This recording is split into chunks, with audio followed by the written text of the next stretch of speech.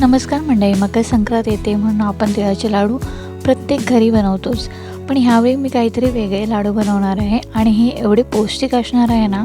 सकाळी एक जरी तुम्ही लाडू खाल्लात ना तर पूर्ण दिवसभर तुम्हाला एनर्जी मिळणार आहे. ह्या लाडूमुळे एवढा पौष्टिक लाडू हा बनणार आहे आणि कडक पण होणार नाही. आपल्या घरी सर्वजण खातील एवढे पौष्टिक लाडू आपले होणार आहेत. तर या आपल्याला इथे लागणार आहे डिंक मी इथे घेतलेला आहे 50 ग्राम.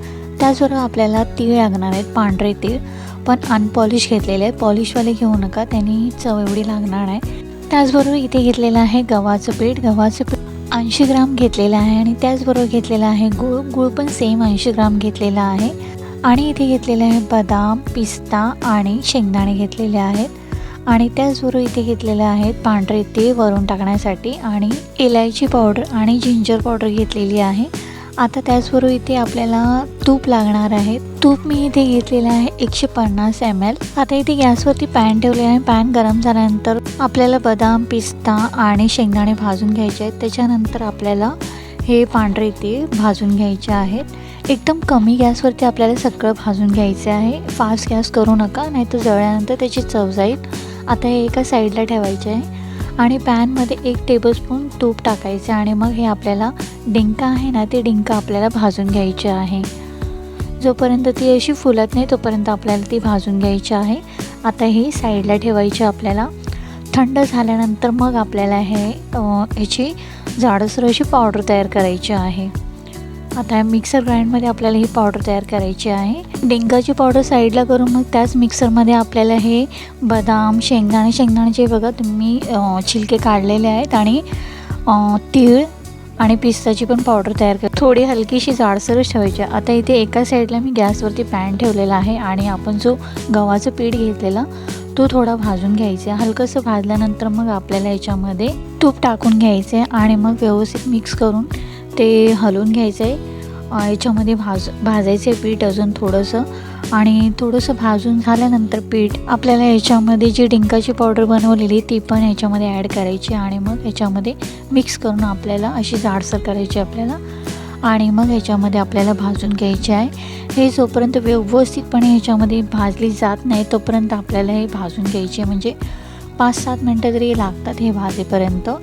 आणि मग व्यवस्थित भाजून झाली का मग याच्यामध्ये आपल्याला गूळ टाकून घ्यायचं आहे.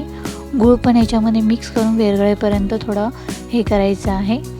आणि मग गूळ पण याच्यामध्ये वितळत आला की थोडं आता तुम्ही पाहू शकता घट्ट होत चाललेलं आहे.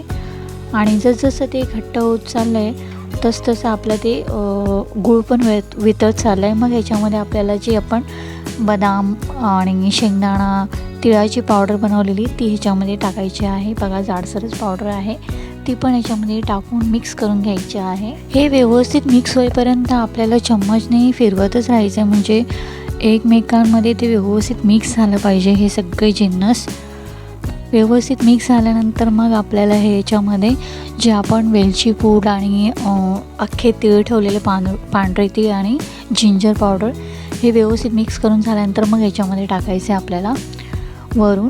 आणि आता परत हे व्यवस्थित मिक्स करून घ्यायचं. जर तुम्हाला असं वाटलं की याच्यामध्ये घी कमी पडतो आहे किंवा काय, तर तुम्ही याच्यामध्ये घी अजून टाकून मग हे करू शकता. मी नंतर परत घी याच्यामध्ये ॲड केलेला, मग माझं टोटल घी 150 ml तरी गेला. आता हे आपलं तुम्ही पाहू शकता आपलं हे व्यवस्थितपणे मिक्स झालेलं आहे आणि कलर पण ह्याला मस्त आलेला. असा कलर चेंज होईपर्यंत आपल्याला हे व्यवस्थितपणे भाजून घ्यायचं आहे. आणि आता हे एका डिशमध्ये काढून हे अजिबात काय तिळाच्या लाडूप्रमाणे गरमागरमच हे करायचं असं काही नाही.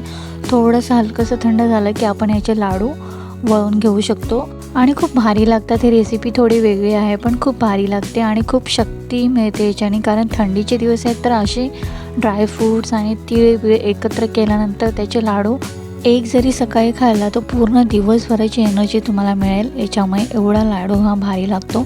तर तुम्ही एकदा ट्राय करा आणि तुमचा फीडबॅक मला नक्की कळवा. आणि रेसिपी आवडली असेल तर एक लाईक करा, शेअर करा आणि सबस्क्राईब.